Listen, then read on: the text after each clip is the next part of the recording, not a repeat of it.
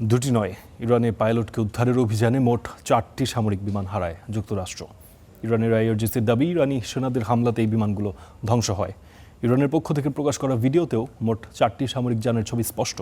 এর দুটি C-130 Hercules বিমান ও দুটি ব্ল্যাক হক হেলিকপ্টার। এর আগে দুটি সামরিক বিমান নিজেরাই ধ্বংস করার দাবি করলেও দুটি ব্ল্যাক হক হেলিকপ্টার ধ্বংসের কোনো তথ্য জানায়নি যুক্তরাষ্ট্র। পুড়ে অঙ্গার হওয়া মার্কিন যুদ্ধবিমানের ভিডিও প্রকাশ করেছে ইরানের সামরিক বাহিনী। তাদের ভাষায়, ইরানের বীর যোদ্ধাদের ক্রোধের আগুনেই পুড়ছে যুক্তরাষ্ট্রের গর্বের সব সামরিক যান। ইস্পাহানের দক্ষিণের ঘটনাস্থল থেকে এই ছবি ধারণ করা হয়েছে বলে দাবি তেহরানের। ছবিতে দেখা যায় মুখ থুবড়ে পড়ে আছে পুড়ে যাওয়া ব্ল্যাক হক হেলিকপ্টার, যাকে অজেয় বলে দাবি করে আসছিল যুক্তরাষ্ট্র।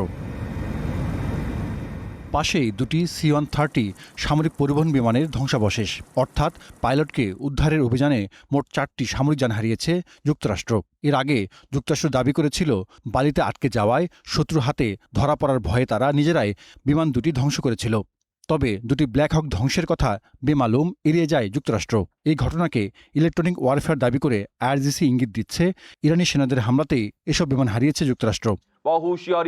5 এপ্রিল ভোরে বেশ কটি শত্রু বিমান ইরানে প্রবেশ করে। ইরানের সশস্ত্র বাহিনীর সামরিক বেষ্টনীর কাছে ধরাশায়ী হয় মার্কিন যুদ্ধ বিমানগুলো। নিজেই শুরু করা যুদ্ধ ও আগ্রাসনের চোরাবালিতে আটকা পড়েছেন অজ্ঞ প্রেসিডেন্ট ট্রাম্প। মার্কিন সেনাবাহিনীর প্রতিভাহীন ও কাপুরুষ জেনারেলরা ভালোভাবেই উপলব্ধি করছেন স্থল অভিযানে কি লজ্জাজনক পরাজয়ের সম্মুখীন হবেন তারা।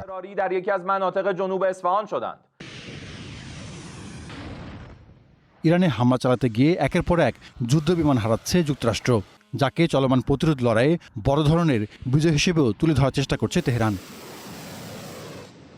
Zahidur Rahman, Star news.